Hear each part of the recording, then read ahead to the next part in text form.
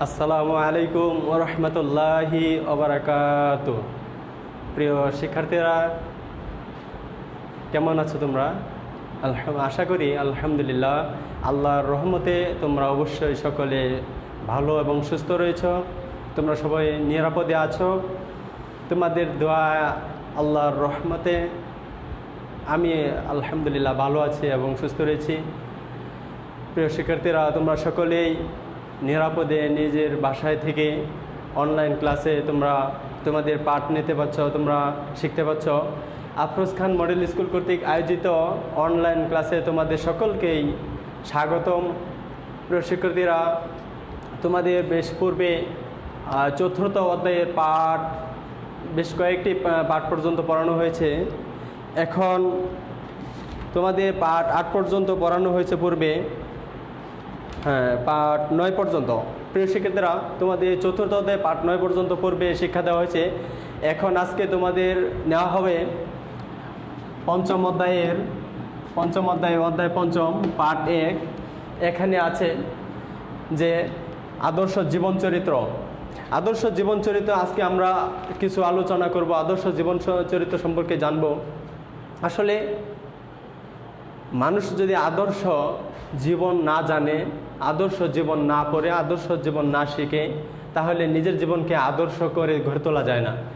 মানুষ আদর্শ জীবন থেকে শিখে, আদর্শ জীবন থেকে শিক্ষা নিয়ে সেখান থেকে আদর্শ গ্রহণ করে নিজের জীবনটাকে অনেক আদর্শবান গড়ে তোলে।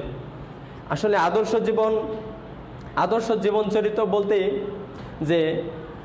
যে সকল জীবন অনুসরণ করলে জীবন সুন্দর এবং সুগঠিত হয়, তাকে বলা হয় আদর্শ জীবন চরিত্র। যে সকল আদর্শ জীবন বলতে বোঝায় যে জীবন অনুসরণ করলে, যে জীবন মেনে চললে, যে জীবন অনুসরণ করলে, মেনে চললে, অবলম্বন করলে মানুষ তার নিজের জীবনকে সুন্দর, আদর্শ এবং নৈতিক করে গড়ে তুলতে পারে, ওই সকল জীবনকে বলা হয় আদর্শ জীবন চরিত্র। আদর্শ জীবন পৃথিবীতে অনেক মানুষেরই গড়ে তোলে, অনেক মানুষ আদর্শ জীবন গড়ে তুলেছিল। আজকেও আদর্শ জীবন আছে। এখনও তোমরা এই আদর্শ জীবন থেকে শিক্ষা নিয়ে তোমরা আদর্শ জীবন গড়ে তুলবে। প্রিয় শিক্ষার্থীরা, আদর্শ জীবন আমরা জানি যে সকল নবী রাসূলদের বেলায় সকল নবী রাসূলদের জীবনী আদর্শ জীবন। তাছাড়া এই পৃথিবীতে যত বড় বড় আলেম, বড় বড় পীর বুজুর্গ, অন্যান্য যত অলি আউলিয়া এসেছিলেন, প্রত্যেক অলি আউলিয়া বুজুর্গ পীর এরা সবার জীবনও আদর্শ জীবন চরিত্র হিসাবে গ্রহণীয়। বিশেষ করে এই পৃথিবীতে আদর্শ জীবন তুমি যদি চিন্তা করো যে আদর্শ জীবন চরিত্র কার, সবচেয়ে বেটার জীবন চরিত্র কার, আদর্শ জীবন সবচেয়ে উত্তম কার, তাহলে তুমি প্রথমেই খেয়াল করতে হবে হযরত মুহাম্মদ সাল্লাল্লাহু আলাইহি সাল্লামের প্রতি। মুহাম্মদ সাল্লাল্লাহু আলাইহি সাল্লাম তার জীবনটা ছিল সবচেয়ে বেশি আদর্শবান, তার জীবনটা ছিল সবচেয়ে বেশি সুন্দর, তার জীবনে সবচেয়ে বেশি শিক্ষণীয় রয়েছে, তার জীবনে সবচেয়ে বেশি মানুষের আদর্শ গ্রহণীয় রয়েছে, উপদেশ রয়েছে, মানুষের যে শিক্ষার অনেক কিছু রয়েছে মুহাম্মদ সাল্লাল্লাহু আলাইহি সাল্লামের জীবনে। এই কারণে মুহাম্মদ সাল্লাল্লাহু আলাইহি সাল্লাম এর জীবন হলো সবচেয়ে উত্তম আদর্শ জীবন চরিত্র। তারপরে আমরা আরও হযরত আবু বকর রাদিয়াল্লাহু আনহু, হযরত উমর রাদিয়াল্লাহু আনহু, হযরত উসমান রাদিয়াল্লাহু আনহু, হযরত আলী রাদিয়াল্লাহু আনহু, এরকম 4 খলিফা, তাছাড়া অন্যান্য যত তাবি এবং যত ইমাম এসেছিল, প্রত্যেক ইমামদের জীবন, তাবিদের জীবন সবার জীবনে আমাদের জন্য আদর্শ জীবন চরিত্র। প্রিয় শিক্ষার্থীরা, পৃথিবীতে হযরত আদম আলাইহিস সালাম থেকে শুরু করে আজ পর্যন্ত যত আদর্শ জীবন চরিত্র বর্ণিত হয়েছে, যত আদর্শ জীবন চরিত্র গঠিত হয়েছে, যত আদর্শ চরিত্র বর্ণিত হয়েছে, তার মধ্যে সবচেয়ে বেটার, সবচেয়ে উত্তম, সবচেয়ে উৎকৃষ্ট, সবচেয়ে তোমার সবচেয়ে বেশি পছন্দনীয়, গ্রহণীয় এমন একটি আদর্শ জীবনের কথা বলবো, এমন একটি আদর্শ জীবনের কাহিনী আজকে আলোচনা করব, যিনি হলেন হযরত মুহাম্মদ সাল্লাল্লাহু আলাইহি সাল্লামের আদর্শ, হযরত মুহাম্মদ সাল্লাল্লাহু সাল্লামের চরিত্র, হযরত মুহাম্মদ সাল্লাল্লাহু সাল্লামের কাজকর্ম, তার জীবন। প্রিয় শিক্ষার্থীরা, আমরা যদি অধ্যায় 5 পাঠ 1 এখানে তোমরা লক্ষ্য করো যে আদর্শ জীবন চরিত্রের মধ্যে প্রথমেই রয়েছে যে মুহাম্মদ সাল্লাল্লাহু সাল্লাম, হযরত মুহাম্মদ সাল্লাল্লাহু সাল্লামের জীবন আদর্শ। পাঠ 1-এ তোমরা প্রথমেই খুঁজে পাবে হযরত মুহাম্মদ সাল্লাল্লাহু সাল্লামের জীবন আদর্শ। আচ্ছা, প্রথমে এই আদর্শ হযরত মুহাম্মদ সাল্লাল্লাহু সাল্লামের জীবন আদর্শের মধ্যে বেশ কয়েকটি স্টেপ রয়েছে। আরবের অবস্থা, মুহাম্মদ সাল্লাল্লাহু সাল্লাম এর জন্ম ও পরিচয়, চারিত্রিক বৈশিষ্ট্য, শান্তি প্রতিষ্ঠা, নবুয়াত প্রাপ্তি। আসো আমরা স্টেপগুলো, এই কোটেশনগুলো পর্যায়ক্রমে আলোচনা করি, তাহলে আমরা মুহাম্মদ সাল্লাল্লাহু সাল্লামের পরিপূর্ণ জীবন এই কোটেশনগুলোতে পেয়ে যাব। প্রথমে আমরা আলোচনায় আসি যে আরবের অবস্থা, অর্থাৎ মুহাম্মদ সাল্লাল্লাহু সাল্লামের জন্মের পূর্বে, মুহাম্মদ সাল্লাল্লাহু সাল্লামের জন্মের আগে আরবের কি অবস্থা ছিল, সেই আরবের অবস্থা সম্পর্কে আজকে কিছু আলোচনা করি। মুহাম্মদ সাল্লাল্লাহু আলাইহি সাল্লাম এর আগমনের পূর্বে, অর্থাৎ ঈসা আলাইহিস সালাম এর আগমনের 500 বছর পরে হযরত মুহাম্মদ সাল্লাল্লাহু সাল্লামের জন্ম। 570 খ্রিস্টাব্দে হযরত ঈসা আলাইহিস সালাম এর আগমনের 570 বছর পরে হযরত মুহাম্মদ সাল্লাল্লাহু সাল্লামের জন্ম। তোমরা অবশ্যই জানো, শুনেছ যে মুহাম্মদ সাল্লাল্লাহু সাল্লাম 570 খ্রিস্টাব্দে জন্মগ্রহণ করেছে। খ্রিস্ট সাল কখন থেকে গণনা করা হয়, খ্রিস্ট সাল কখন থেকে ধরা হয়? হযরত ঈসা আলাইহিস সালাম এর জন্মদিন থেকে, তার জন্ম তারিখ থেকেই খ্রিস্ট সাল গণনা শুরু হয়েছে, খ্রিস্টাব্দ শুরু হয়েছে। আজকে 2020 চলতেছে, আজকে 2020 খ্রিস্টাব্দ। তার মানে মুহাম্মদ সাল্লাল্লাহু সাল্লাম হযরত ঈসা আলাইহিস সালাম 2020 বছর পূর্বে তিনি পৃথিবীতে জন্মগ্রহণ করেছিলেন।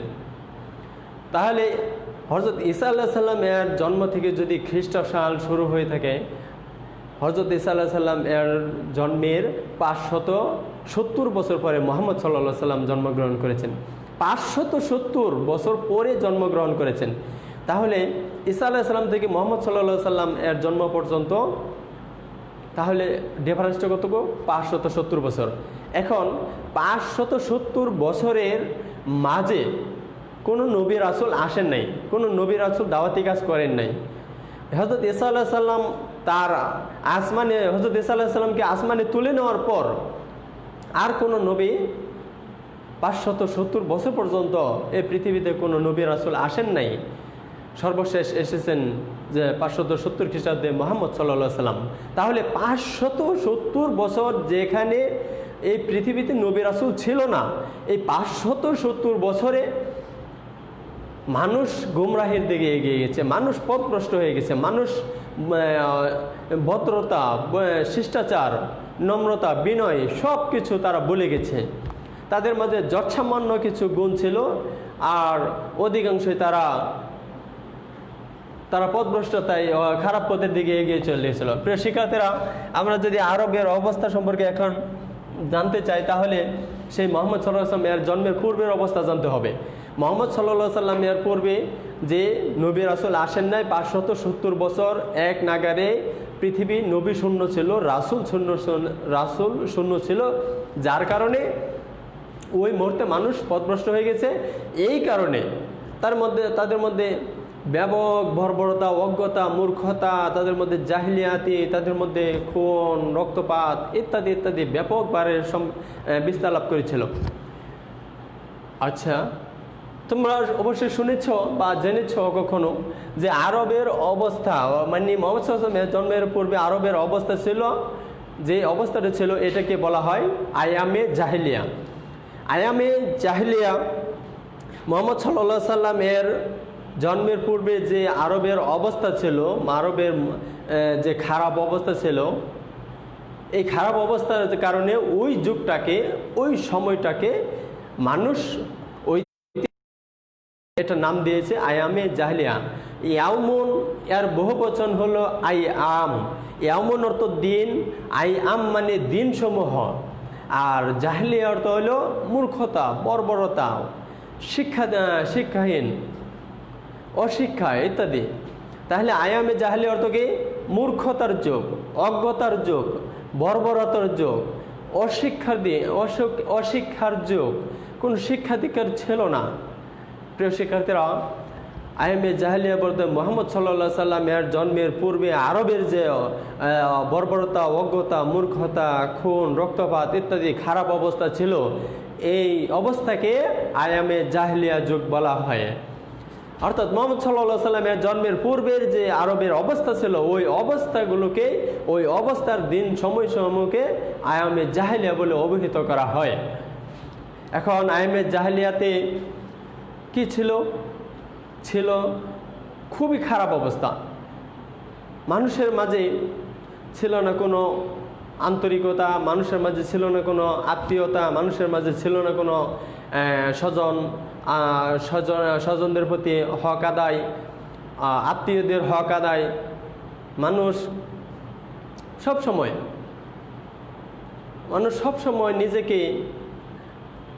নিজেকে কিভাবে বেশি শক্তিশালী করা যায়, মানুষ কীভাবে নিজেকে আধিপত্যশীল করা যায়, এই চিন্তা করতো। কখনো সে মানুষের কল্যাণের জন্য চিন্তা করতো না। মানুষ প্রতিদিন তারা ঝগড়া করত, মানুষের সাথে ঝগড়া করত। প্রতিদিন তারা মানুষ বেচা কেনা করত। প্রতিদিন তারা ওই দাসদাসীদের উপর নির্যাতন করত। প্রতিদিন তারা পশু পাখির উপর নির্যাতন করত। তারা উলঙ্গ হয়ে কাবা শরীফ তাওয়াফ করত। তারা বিশ্বাস করত যে মানুষ উলঙ্গ হয়ে জন্ম নিয়েছে, আবার উলঙ্গ হয়ে চলে যাবে, অতএব উলঙ্গ হয়ে তারা এবার কাবা শরীফ তাওয়াফ করাটা পবিত্র মনে করত। তাছাড়া আরেকটি কাবা শরীফ উলঙ্গ হয়ে তাওয়াফ করার আরেকটি কারণ হলো, তারা বিশ্বাস করত কাবা শরীফ একটি পবিত্র ঘর। এই পবিত্র ঘর তাওয়াফ করতে গিয়ে যদি আমি অবৈধ টাকা পয়সা দিয়ে, অবৈধ দেনমোহর দিয়ে যদি আমি বস্ত্র কিনি, জামা কাপড় কিনি, এই অবৈধ জামা কাপড় পরে যদি আমি কাবা শরীফ তাওয়াফ করতে যাই, তাহলে আমার তাওয়াফ হবে না, আমার সওয়াব হবে না, আমার যে কল্যাণ হওয়ার কথা সেই কল্যাণ হবে না। যার কারণে তারা কী করতো? তারা বিশ্বাস করতো যে অবৈধ বস্ত্র পরে, মানে যে বস্ত্র অবৈধ হারাম উপার্জন দিয়ে কিনেছে, এই হারাম উপার্জনের টাকা দিয়ে বস্ত্র কিনে পোশাক পরে যদি তা কাবা শরীফ তাওয়াফ করা হয়, তাহলে তাওয়াফ কবুল করা হবে না, তাওয়াফের ফলাফল পাওয়া যাবে না, কোনো ফায়দা হবে না। যার কারণে তারা উলঙ্গ হয়ে তারা কাবা শরীফ তাওয়াফ করত। প্রিয় শিক্ষার্থীরা, এখান থেকে বোঝা যায় যে তাদের মধ্যে একটু ধর্মের বই ছিল, তাদের মধ্যে একটু হারাম উপার্জনের বিষয়ে একটু চিন্তা তাদের মাথায় ছিল। এখন এভাবে কাবা শরীফ তাওয়াফ করতো। তারা কোরবানি করে কোরবানির গোশত ওই কাবা শরীফের দেয়ালের মাঝে এভাবে তারা মেখে দিত, এভাবে তারা রঙের মধ্যে এভাবে তারা লাগিয়ে দিত। কাবা শরীফের দেয়াল লাল হয়ে থাকতো। কোরবানির গরুর রক্তে কাবা শরীফ লাল হয়ে থাকতো। কোরবানি গরুর চামড়া নিয়ে কাবা শরীফের ওয়ালের মাঝে ঝুলিয়ে রাখতো। দেখা যাচ্ছে যে কাবা শরীফের ওয়ালের চতুর্দিকে কোরবানি গরুর চামড়া ঝুলে আছে। তারা এটা পবিত্র মনে করে, তারা এটা সওয়াবের কল্যাণের কাজ মনে করে তারা এই কাজগুলো করতো।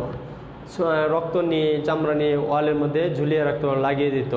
প্রিয় শিক্ষার্থীরা, এই দৃষ্টিতে বোঝা যায় যে তাদের মধ্যে একটু ধর্মের ভয় ছিল, ধর্মের কথা চিন্তা করত। তারা অবশ্যই একজন সৃষ্টিকর্তা আছে বলে বিশ্বাস করত। তাছাড়া আরবে আয়ামে জাহেলিয়া যুগে মানুষকে মূল্যায়ন করতো না, মানুষকে মর্যাদা দিত না, মানুষকে কখনো সম্মান দিত না। মানুষ বেচা কেনা হতো, গরু বাছরের মতো বেচা কেনা করতো।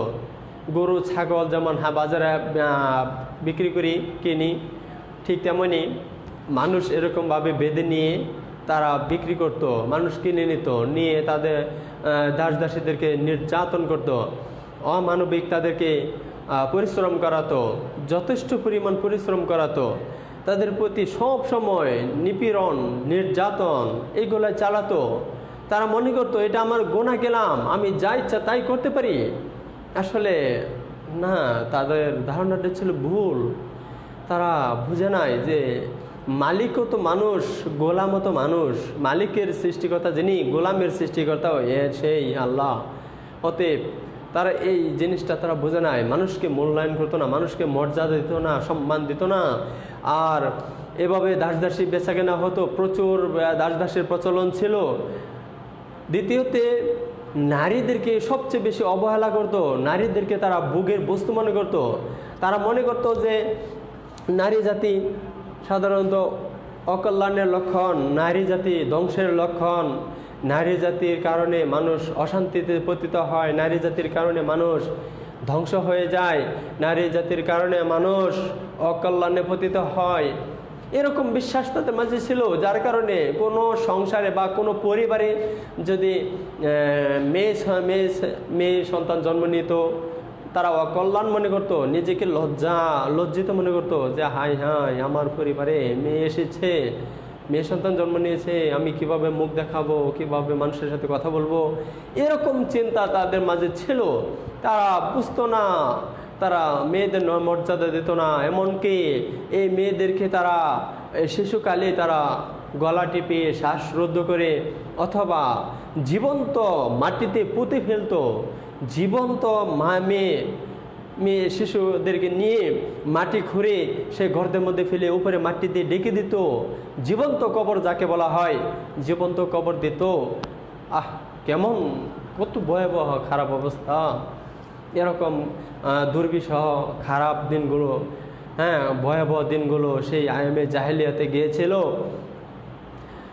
তো মেয়েরা পরবর্তীতে রাসূল সাল্লাল্লাহু আলাইহি ইসলাম আগমনের পর, রাসূল সাল্লাল্লাহু আলাইহি সাল্লাম নবুয়ত প্রাপ্তির পর ইসলামের আস্তে আস্তে মেয়েদেরকে মায়ের সম্মান দিলেন, মায়ের মর্যাদা দিল, ইসলামে অর্থের বা অধিকার দিল, ইসলামে সমান অধিকার, শিক্ষার অধিকার, সব কিছু ক্ষেত্রে ইসলাম নারীদেরকে সম্মানিত করলো। প্রিয় শিক্ষার্থীরা, আমরা বলছিলাম যে আরবের অবস্থা এতই খারাপ ছিল। তোমরা কিছু শুনলে যে আরও খারাপ, ঝগড়ার কথা বললে তারা বছরের পর ঝগড়া করতো। এমনকি একটি ঝগড়া 40-50 বছর পর্যন্ত চলে যেত। একটি ঝগড়ায় একটা কারণে ঝগড়া শুরু হলে 40-50 বছর পর্যন্ত তারা ঝগড়ায় লিপ্তই থাকতো, কখনো ঝগড়া থেকে বিরত হতো না। গোষ্ঠী ঝগড়া করত, রক্তের বদলে রক্ত নিত, মানুষের বদলে মানুষ, জীবনের পরিবর্তে জীবন, খুন কা বদলা খুন, এরকম প্রচলন তাদের মধ্যে প্রচলিত ছিল। তাদের মধ্যে আরেকটি বিশ্বাস ছিল যে শক্তি যার, সব কিছুই তার নিয়ন্ত্রণে, জোর যার মুলুক তার, যাকে বলা হয় জোর যার মুলুক তার, এমন প্রবাদে তারা বিশ্বাসী ছিল। প্রিয় শিক্ষার্থীরা, এই আরবের অবস্থা এত খারাপ ছিল, যার কারণে তাই ওই জামানাকে বলা হয় আয়ামে জাহেলিয়া যুগ। এই জাহেলিয়া যুগে তোমরা অবশ্যই আরও কিছু শুনেছ যে নবী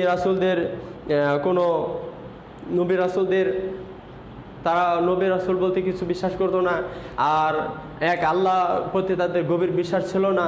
তবে তাদের মধ্যে কিছু ব্যতিক্রম বিশ্বাস ছিল, ব্যতিক্রম বিষয় ছিল।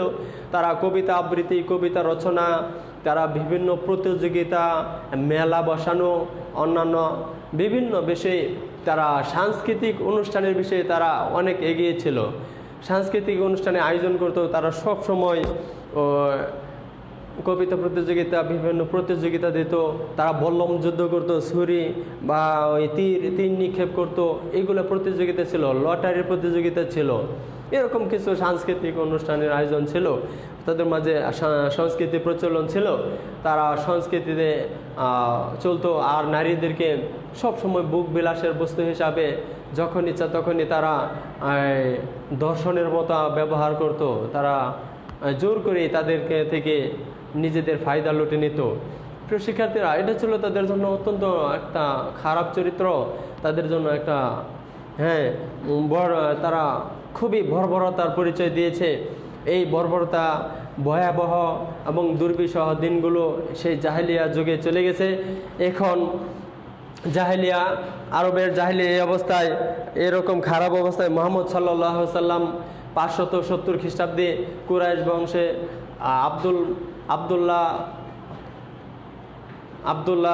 আবদুল্লাহর স্ত্রী মা আমিনার গর্ভ থেকে 570 খ্রিস্টাব্দে 12 রবিউল আউয়াল সোমবারে তিনি জন্ম নিলেন।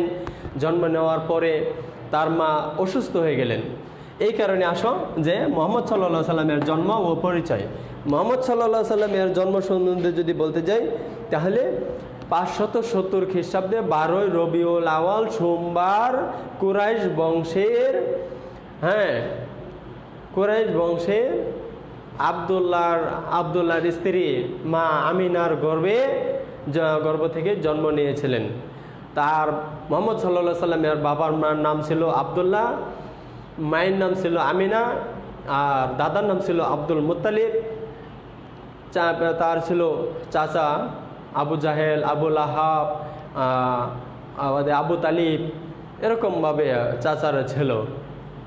প্রিয় শিক্ষার্থীরা, মুহাম্মদ সাল্লাল্লাহু আলাইহি সাল্লাম তিনি 570 খ্রিস্টাব্দে জন্ম নেওয়ার পরে তিনি এভাবে সহজে তিনি কিন্তু তার মায়ের কোলে লালিত পালিত হতে পারেননি।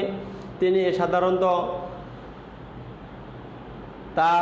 তার জন্মের পরে তার মা অসুস্থ হওয়ার কারণে তার লালন পালনের দায়িত্বটা দিয়ে দিলেন দাসী, দাত্রী। বনু আরবে একটি গোত্র রয়েছে বনু সাদ গোত্র। এই বনু সাদ গোত্রের একটি দাত্রী ছিল হালিমা, দাত্রী মহিলা হালিমা। এই হালিমার কুলে মুহাম্মদ সাল্লাল্লাহু আলাইহি সাল্লামের লালন পালনের দায়িত্ব দিয়ে দিলেন। প্রিয় শিক্ষার্থীরা, তোমরা অবশ্যই শুনে মজা পাবে যে মুহাম্মদ সাল্লাল্লাহু আলাইহি সাল্লামের ছিল 2টি নাম, একটি ছিল মুহাম্মদ আর একটি হলো আহম্মদ। মুহাম্মদ সাল্লাল্লাহু আলাইহি সাল্লামের মা অর্থাৎ আমিনা তার সন্তানের নাম রাখলেন মুহাম্মদ, আর তার দাদা আব্দুল মুত্তালিব মুহাম্মদ সাল্লাল্লাহু আলাইহি সাল্লামের নাম রাখলেন আহম্মদ। তারা দুইজনে 2টি নাম রাখলেন, মুহাম্মদ এবং আহম্মদ, দুইজনে 2টি নাম রাখলেন। এখন এভাবে দিনকাল যাচ্ছে। দাত্রী হালিমার ঘরে তিনি লালন পালন হচ্ছেন, দাত্রী হালিমার ঘরে তিনি বড় হচ্ছেন, দাত্রী হালিমার বুকের দুধ খেয়ে তিনি আস্তে আস্তে বড় হচ্ছেন। তোমরা আরও শুনে আশ্চর্য হবে, মুহাম্মদ সাল্লাল্লাহু আলাইহি সাল্লাম তার দাত্রী হালিমার একটি স্তন পান করতেন, আর দাত্রী হালিমার নিজের একটা সন্তান ছিল, সেই সন্তানের জন্য আরেকটি স্তন রেখে দিতেন। এভাবে দুইটি স্তন পান করত, 2 স্তনের দুধ পান করত, যার কারণে একজন আরেকজনের প্রতি কখনো ঝগড়া বা হিংসা এমন কোনো ছিল না। এখান থেকে একটা শিক্ষণীয় বিষয় যে মুহাম্মদ সাল্লাল্লাহু আলাইহি সাল্লাম ছোটোবেলা থেকে তিনি ইনসাফ কায়েম করা শুরু করলেন। তিনি ইনসাফ প্রতিষ্ঠা করতে লাগলেন যে মানুষ অপরের অধিকার, অপরের হক নষ্ট করা যেন না হয়। সেই কারণে তিনি ইনসাফ করলেন। যে ইনসাফ করে মুহাম্মদ সাল্লাল্লাহু আলাইহি সাল্লাম তার দাত্রী মার হালিমার একটি স্তন পান করতেন, আর তার ভাইয়ের জন্য ভাইয়ের জন্য একটি স্তন রেখে দিতেন। এভাবে চলতে হাঁটি পা করতে চলে গেল 5টি বছর। মুহাম্মদ সাল্লাল্লাহু আলাইহি সাল্লামের বয়স হয়ে গেল 5 বছর। 5 বছর পর দাত্রী হালিমা মুহাম্মদ সাল্লাল্লাহু আলাইহি সাল্লামকে তার মা আমিনার কোলে তুলে দিলেন। মা আমিনার কোলে মুহাম্মদ সাল্লাল্লাহু আলাইহি সাল্লাম ফিরে আসলো। এখন দাত্রী হালিমা কিন্তু কখনো কোনো দিন মুহাম্মদ সাল্লাল্লাহু আলাইহি সাল্লামকে মারেন নাই। মোহাম্মদ সাল্লাল্লাহু আলাইহি সাল্লামকে ওইভাবে তিনি নির্যাতন করেন নাই, তিনি কখনো কষ্ট দেন নাই। সব সময় দাত্রী হালিমা মোহাম্মদ সাল্লাল্লাহু আলাইহি সাল্লামকে খুব আদর সোহাগ সেবা, যথেষ্ট পরিমাণ আদর করতেন, সেবা দিতেন, সোহাগ করতেন। নিজের সন্তানের চেয়ে বেশি পরিমাণ মোহাম্মদ সাল্লাল্লাহু আলাইহি সাল্লামকে ভালোবাসত। তাহলে ধাত্রী হালিমা মোহাম্মদ সাল্লাল্লাহু আলাইহি সাল্লামের কি হলো? দুধমা। যদি বলা হয় মোহাম্মদ সাল্লাল্লাহু আলাইহি সাল্লামের দুধমার নাম কি, তাহলে বলতে হবে হালিমা। মোহাম্মদ সাল্লাল্লাহু আলাইহি সাল্লামের দুধমা হলো হালিমা। হ্যাঁ, দুধ ভাই, দুধ মা, দুধ বোন এরকম আছে, এরকম হতেই পারে, অসম্ভব কিছু নেই। এটা ধর্মের শুরু থেকেই চলে এসেছে। প্রিয় শিক্ষার্থীরা, যে মোহাম্মদ সাল্লাল্লাহু আলাইহি সাল্লাম এইভাবে দীর্ঘ লালন পালন হওয়ার পরে তিনি 5 বছর পর মোহাম্মদ সাল্লাল্লাহু আলাইহি সাল্লাম তার মা আমিনার কোলে ফিরে আসলেন। আমিনার কোলে ফিরে আসার পরে তিনি বেশি দিন মা আমিনার কোলে তিনি লালন পালন হতে পারেননি, লালিত পালিত হননি। মা আপন মায়ের সেবা, আপন মায়ের খেদমত, আপন মায়ের সুহাগ তিনি বেশি দিন লাভ করতে পারেননি। মাত্র 1 বছর, প্রায় 1 বছরের মতো মায়ের কোলে লালিত পালিত হলেন। যখন মোহাম্মদ সাল্লাল্লাহু আলাইহি সাল্লাম এর বয়স 6 বছর হলো, প্রায় 6 বছর, তখনই তার মা আমিনা এই পৃথিবী ছেড়ে তিনি চলে গেলেন সেই না ফেরার দেশে, সেই অপর দেশে পরকালে চলে গেলেন, আখিরাতের দিকে চলে গেলেন। প্রিয় শিক্ষার্থীরা, মোহাম্মদ সাল্লাল্লাহু আলাইহি সাল্লাম 6 বছর বয়সেই তিনি বাবা হারা হয়ে গেলেন, মা হারা হয়ে গেলেন। ছিল তার দাদা, ছিল তার চাচা, এভাবে তার জীবন চলতে লাগলো। আরেকটি কথা তোমরা মনে হয় পিছনে চলে গেছে যে মোহাম্মদ সাল্লাল্লাহু আলাইহি সাল্লামের জন্মের পূর্বেই তার পিতা আব্দুল্লাহ মারা গিয়েছিল। অর্থাৎ মোহাম্মদ সাল্লাল্লাহু আলাইহি সাল্লাম তার মায়ের গর্ভে এমন অবস্থায় পিতা মারা গিয়েছিল, জন্মের পূর্বেই পিতাকে হারিয়ে ফেললেন। জন্মের পর ভালোভাবে মায়ের কোলে লালিত পালিত হতে পারেননি। লালিত পালিত হলেন কার কোলে? দুধমা হালিমার কোলে 5 বছর পর্যন্ত। যখন মায়ের কোলে ফিরে আসলেন, মাত্র সামান্য কয়েকদিন তিনি মায়ের সোহাগে লালিত পালিত হতে লাগলেন। কয়েকদিন পরই তার মা আমিনা এই পৃথিবী ছেড়ে সেই না ফেরার দেশে চলে গেলেন। মা এবং বাবা দুইজনে তিনি হারিয়ে ফেললেন। অবশেষে মুহাম্মদ সাল্লাল্লাহু আলাইহি সাল্লাম এইভাবে বড় হতে লাগলেন।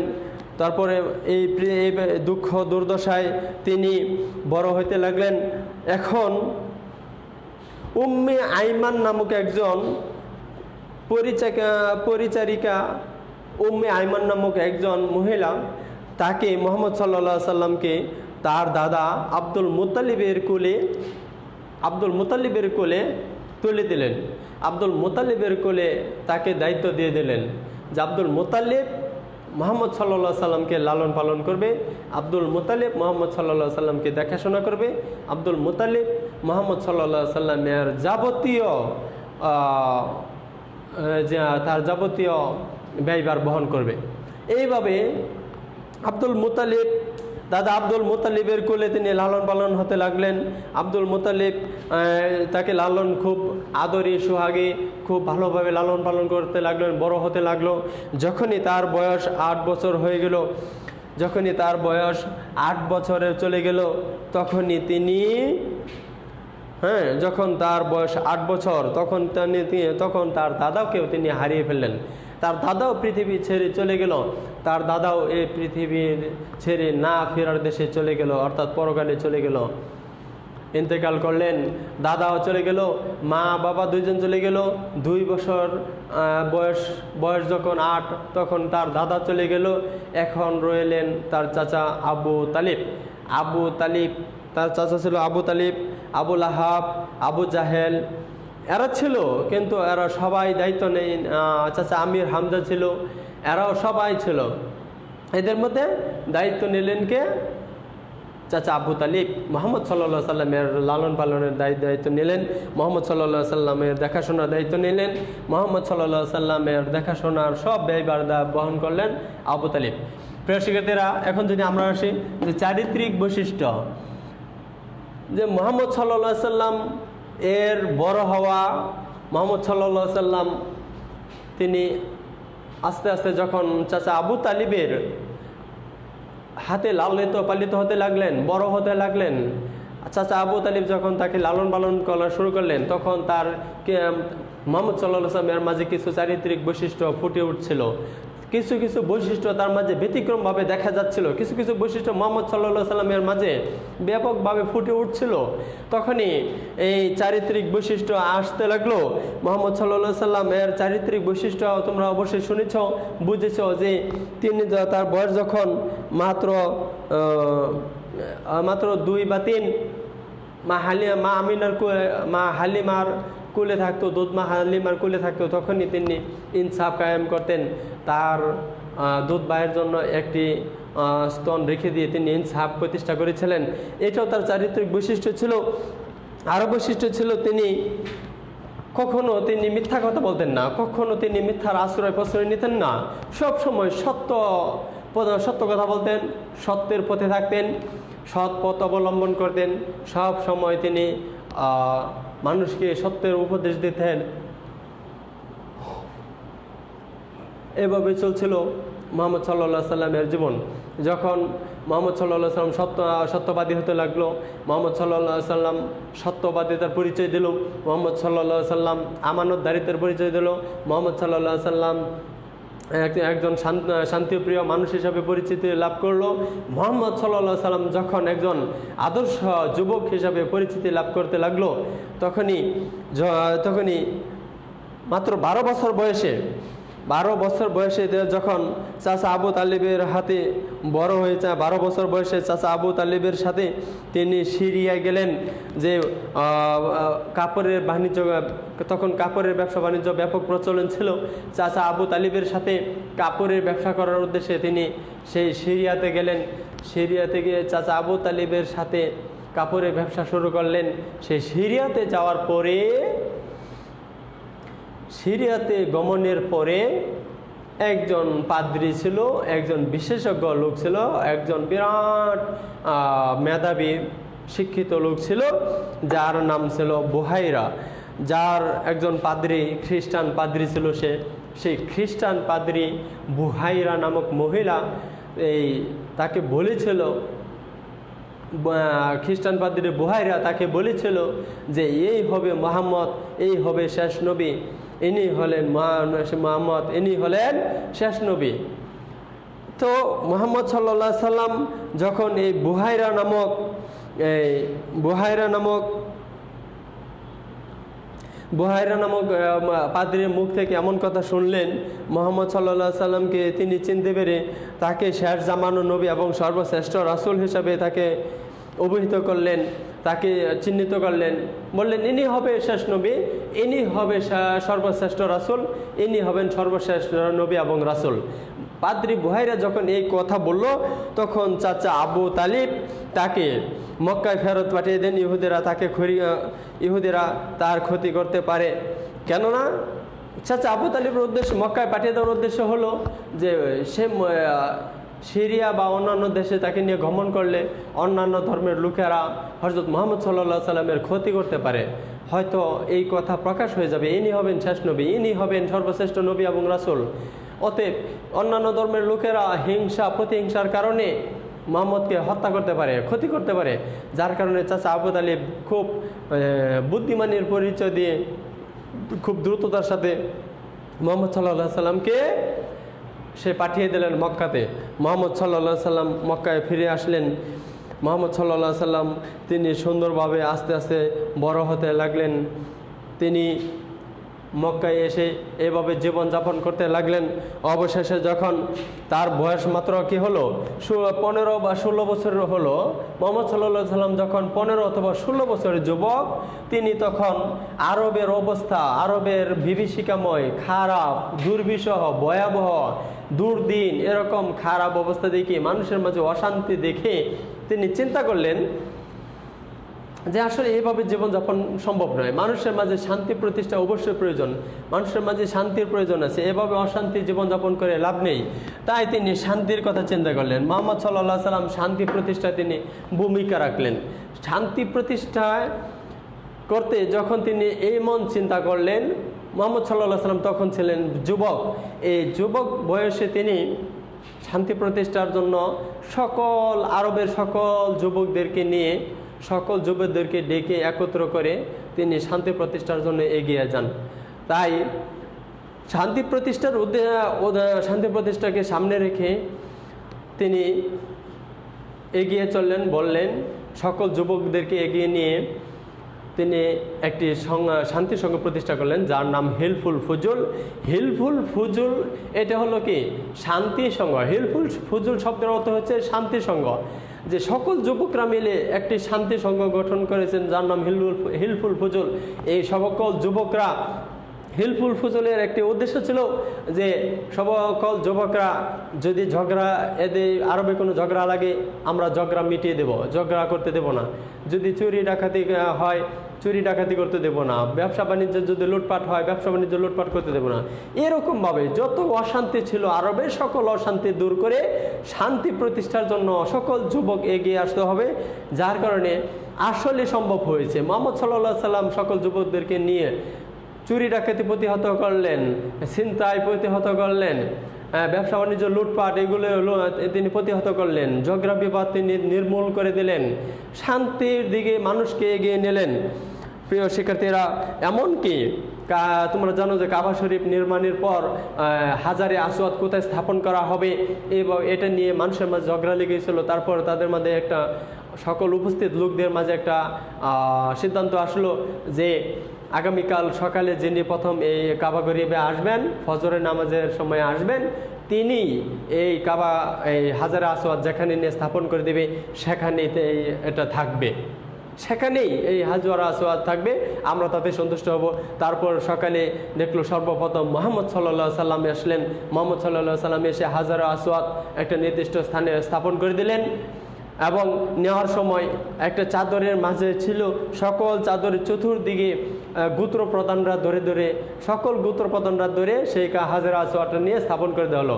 মুহাম্মদ সাল্লাল্লাহু আলাইহি সাল্লাম সুন্দরভাবে মীমাংসা করে দিলেন, তাদের মাঝে মিট করে দিলেন, যা ঝগড়া আর হলো না, তারা সবাই সন্তুষ্ট হলো সেই হাজারে আসওয়াদ স্থাপনে।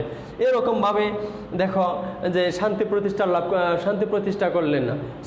আরবে এখনও শান্তির পথে মানুষ এগিয়ে যাচ্ছে, শান্তিতে আছে।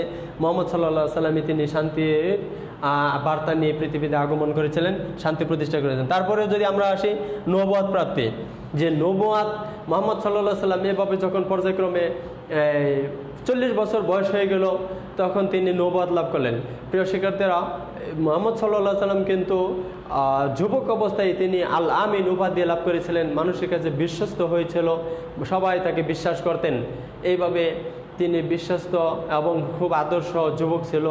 এভাবে যখন দিনকাল যাচ্ছে মানুষের কাছে ব্যাপক জনপ্রিয়তা, যখনই নবুয়ত পাইলেন, নবুয়তের দাওয়াত মানুষকে দেওয়া শুরু করলো, বলল লা ইলাহা ইল্লাল্লাহ, বলো আল্লাহ ছাড়া কোনো মাবুদ নেই, শিরিক বিদআত মূর্তি পূজা অন্যান্য অগ্নি পূজা সব কিছু পরিহার করে তোমরা এক আল্লাহকে গ্রহণ করো। তখনই এই নবুয়তের কথা যখন বলতে লাগলো, তাওহীদের কথা যখন বলতে লাগলো, তখনই সব মানুষই মুহাম্মদ সাল্লাল্লাহু আলাইহি সাল্লামকে এড়িয়ে চলতে লাগলো। সবাই কেউ বলতে লাগলো মুহাম্মদ পাগল, কেউ বললো মুহাম্মদ কবি, কেউ বললো মুহাম্মদ জাদুকর। এরকমভাবে এক একজন এক এক কথা বলতে লাগলো। মুহাম্মদ কেউ বললো যে মুহাম্মদ আমাদের ধর্ম ছেড়ে অন্য ধর্মে চলে গেছে, মুহাম্মদ আমাদের শত্রু হয়ে গেছে। প্রিয় শিক্ষার্থীরা, এভাবে মুহাম্মদ সাল্লাল্লাহু আলাইহি সাল্লামের প্রতি তারা অপবাদ দিতে লাগলো, বিভিন্ন ধরনের কুৎসা রটনা করতে লাগলো। নবুয়ত প্রাপ্তির পরে মুহাম্মদ সাল্লাল্লাহু আলাইহি সাল্লামকে তারা সবাই খারাপ দৃষ্টিতে দেখতে লাগলো। আসলে নবুয়ত প্রাপ্ত কিন্তু তার জন্য খারাপ ছিল না, অবশ্যই ভালো ছিল, এটা আমাদের জন্য কল্যাণকর ছিল, কিন্তু তারা বুঝে নাই, তারা এটাকে খারাপ দৃষ্টিতে দেখছে। প্রিয় শিক্ষার্থীরা, আসলে মুহাম্মদ সাল্লাল্লাহু আলাইহি সাল্লাম নবুয়ত প্রাপ্তির মাধ্যমে আজকে আমরা শান্তি পেয়েছি, আমরা ধর্ম পেয়েছি, আমরা আল কোরআন পেয়েছি, আমরা জান্নাতের আশা করতে পারি। এখন তুমিও যখনই সমাজে বাস্তবমুখী কথা বলবে, সত্য কথা বলবে, যখনই দিনের কথা বলবে, হক কথা বলবে, ন্যায় বিচার করবে, ন্যায় নেতৃত্ব দেবে, তখনও তুমিও দেখবে অনেক মানুষের শত্রু হয়ে গেছে, অনেক মানুষ তোমার বিরুদ্ধে চলে যাবে, অনেক মানুষই তোমার বদনাম করবে, তোমার খারাপ চরিত্র বর্ণনা করবে, তখনই তোমার প্রতিক্রিয়া সৃষ্টি হয়ে যাবে।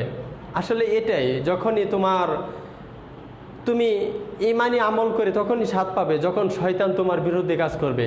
শয়তানের বিরুদ্ধে কাজ করে যখন ঈমানি স্বাদ পাবে তখনই বুঝবে যে আমি আমল করে ঈমানের পথে থেকে আমি সঠিক পথে আছি, ঈমানি মর্যাদা স্বাদ এগুলো উপভোগ করতে পারবে। মুহাম্মদ সাল্লাল্লাহু আলাইহি সাল্লাম এভাবে 40 বছর বয়সে নবুয়ত লাভ করার পরে দাওয়াতি কাজ করতে করতে আস্তে আস্তে প্রচার প্রসারের মাধ্যমে চলতে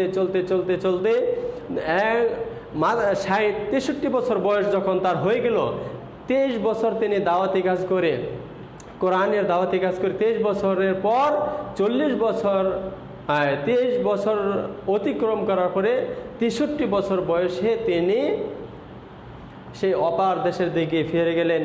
তার জিবরাইল আলাইহিস সালাম এসে তার জান কবজ করে নিল। তাই মুহাম্মদ সাল্লাল্লাহু আলাইহি সাল্লাম 63 বছর বয়সে তিনি সেই 12 রবিউল আউয়াল সোমবারে তিনি মৃত্যুবরণ করলেন।